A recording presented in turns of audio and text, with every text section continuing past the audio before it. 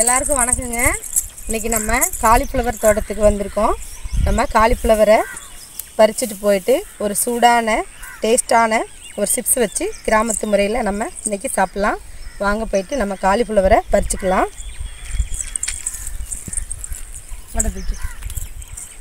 இங்கே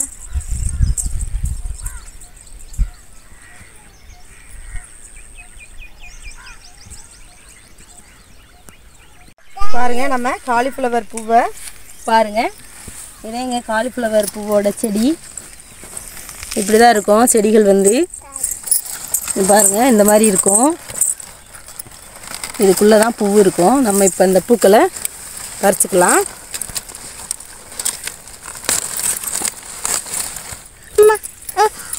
இப்படி தேய்ச்சி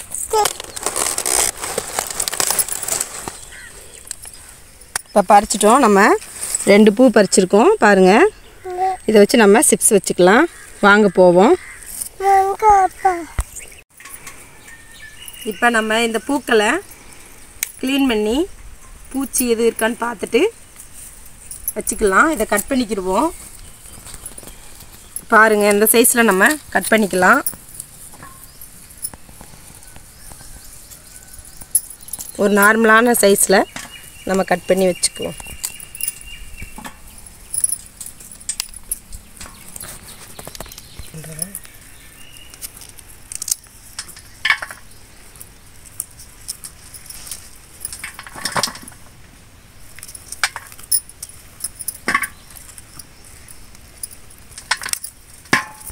பாருங்கள், நம்ம எல்லாத்தையும் கட் பண்ணி முடிச்சிட்டோம். இந்த மாதிரி பீசஸாக கட் பண்ணிக்கலாம்.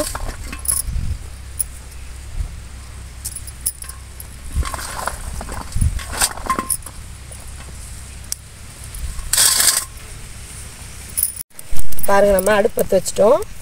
இப்போ இந்த மண்சட்டியில் சுடுதண்ணியை காய வச்சு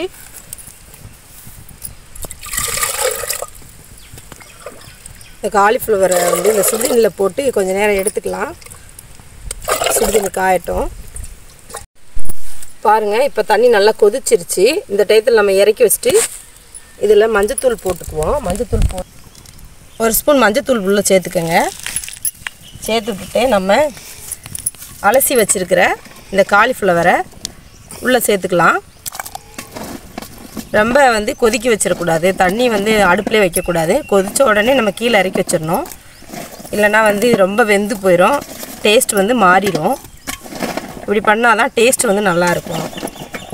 ஒரு 1/4 மணி நேரம் வந்து இதுக்குள்ளேயே வந்து இந்த காலிஃப்ளவர் இருக்கட்டும். அதுக்கப்புறமா எடுத்துக்கலாம். இல்லைனா ஒரு 10 நிமிஷம் போதும்.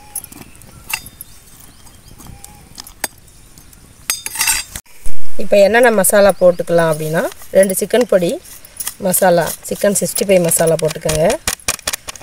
ஒரு பூவுக்கு ஒரு மசால் பொடி போடணும். நம்ம 2 பூ எடுத்துருக்கிறதுனால 2 பொடி போட்டுக்கலாம். இப்போ இஞ்சி பூண்டு விழுதை நம்ம சேர்த்துக்கலாம். தேவையான அளவு போட்டுக்கோங்க. இப்போ காஷ்மீர் மிளகாய்த்தூள் ஒரு பெரிய கரண்டியில் 1 கரண்டி சேர்த்துக்கோங்க.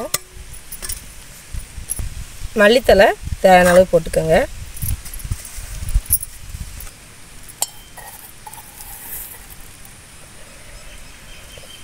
உப்பு அந்த பவுடர்லேயே இருக்கும் இந்த சிக்கன் 65ல், அதனால் கொஞ்சம் கம்மியாக போட்டுக்கோங்க. கார்ன்ஃப்ளவர் மாவு வந்து ஒரு 200 மாவு உள்ளே சேர்த்துக்கலாம். ஒரு பூவுக்கு 100 மாவு போடணும். 2 பூவுக்கு 200 மாவு உள்ளே சேர்த்துக்கலாம். இப்போ இந்த அளவு லெமன் வந்து நம்ம உள்ளே பிழிஞ்சு விட்டுக்கலாம். இப்போ இது எல்லாத்தையும் நம்ம கலந்துக்கலாம்.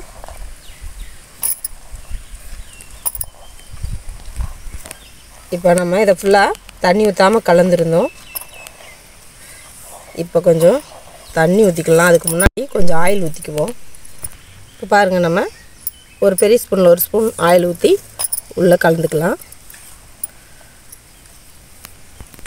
இப்போ கொஞ்சமாக தண்ணி ஊற்றிக்கலாம்.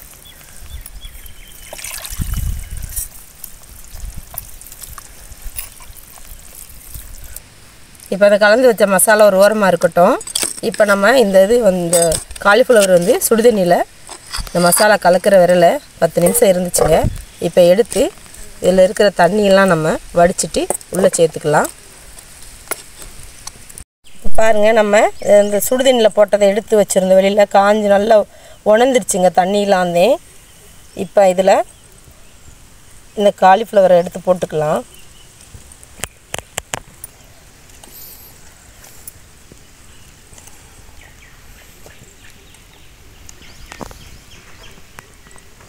இப்போ இதெல்லாம் நல்லா கலந்துக்கலாம். இந்த மசாலா கூட சேர்ந்து கலந்து ஒரு 10 நிமிஷம் வந்து இந்த மசாலாவில் இருக்கட்டும்.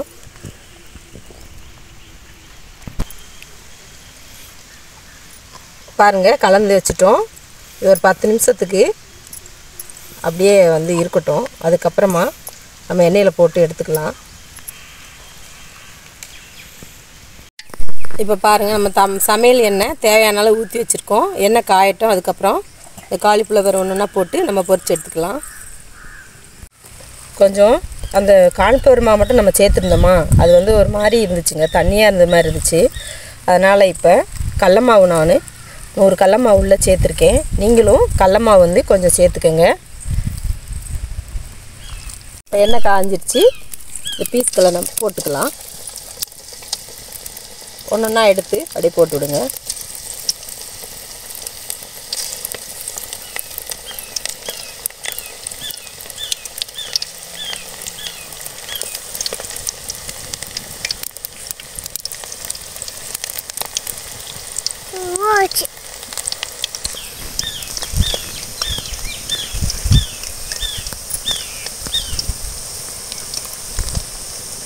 காலிஃப்ளவர் பீஸ்களை வந்து போட்ட உடனே கிண்டக்கூடாதுங்க.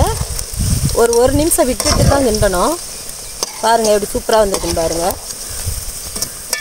கடல மாவு போட்ட பிறந்தேங்க நல்லா இருந்துச்சு. அது தண்ணியாகிடுச்சு. அதனால் கடல மாவு கொஞ்சம் சேர்த்த பிறந்தே பார்க்குறதுக்கே நல்லா இருக்குது.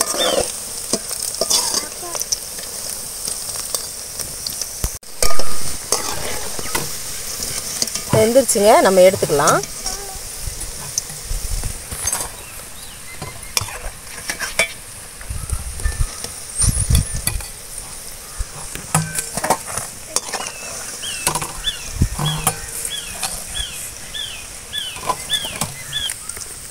இப்போ பாருங்கள், நம்ம இதே மாதிரி எல்லா பீசஸையும் நம்ம போட்டு எடுத்துக்கலாம். பாருங்கள், இப்போ எல்லா சில்லிகளையும் போட்டு முடிச்சிட்டோம். ரொம்ப ஒரு டேஸ்டான ஒரு ஆரோக்கியமான காலிஃப்ளவர் சில்லியை நம்ம இப்போ டேஸ்ட் பண்ணி பார்ப்போம். பாருங்கள் எப்படி இருக்குன்னு, மசாலா பிரியாமல் சூப்பராக இருக்குங்க.